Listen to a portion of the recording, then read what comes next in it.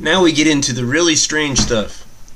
Start with atonal music. Now, atonal music is music that, well, as its name would say, it has no consonants, no center of resolution, no tonality.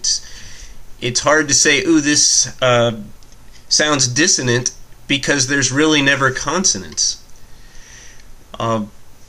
There is no major or minor key involved. There's no key period.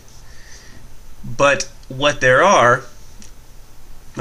is just a strange way of using the 12 tones that exist in Western music. Now, a step away from straight atonality is serialism.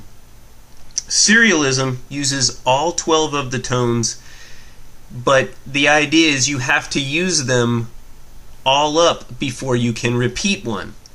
So you create what's called a tone row. Here I have a keyboard with one full octave mapped out and the names of the notes that it would exist in that octave.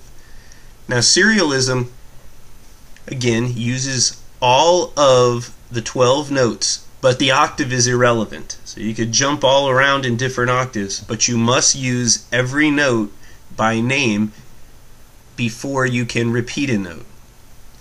Now, I gave an example tone row right here with a C, C sharp, D. Oh, I'm sorry, that's just the notes of the scale. I'm reading the wrong thing. I'm sorry. The tone row: E, B flat, C, E flat, A, G flat, D flat, D, B, A flat, G, and F. Now, if that was actually played with no rhythm involved, it would sound like this, but you could put the notes in any octave you wanted.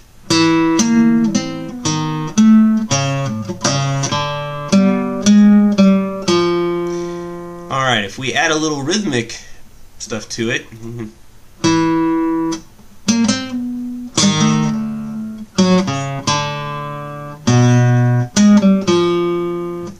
Great, alright. That is an example of serialism. Now, once you've repeated, or once you've played the tone row, I should say, completely, you can have any new variation of the notes in a new order. So, at times, different instruments can be playing different tone rows, and things go all weird directions, and you end up with more traditional harmony just almost by accident, but it can happen. Again, atonal music is not really serialism, but at times it is even more dissonant than a serial composition.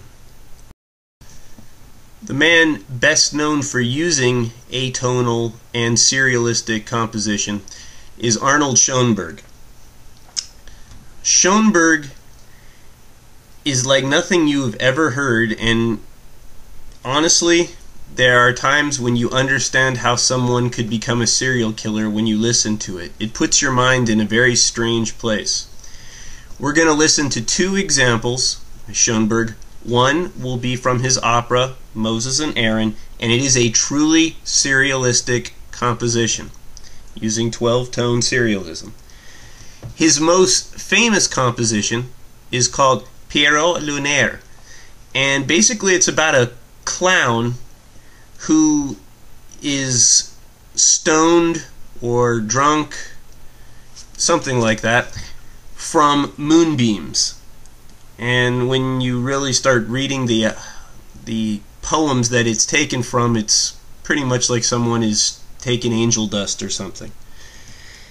There are some very strange parts to this piece where the clown is fantasizing about love, sex, violence, and all kinds of strange things. And I warn you now, at one point, and I'll try and make a little note on it, there is nudity, and it's quite strange.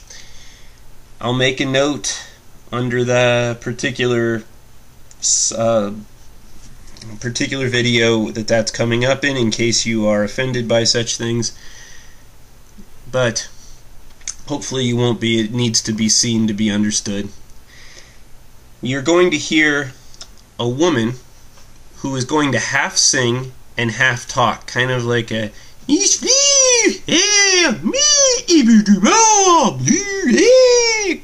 that's basically what you're going to hear, doing stuff like that. That type of singing is called Sprechstimme. That is a test question, okay? Sprechstimme. Remember that.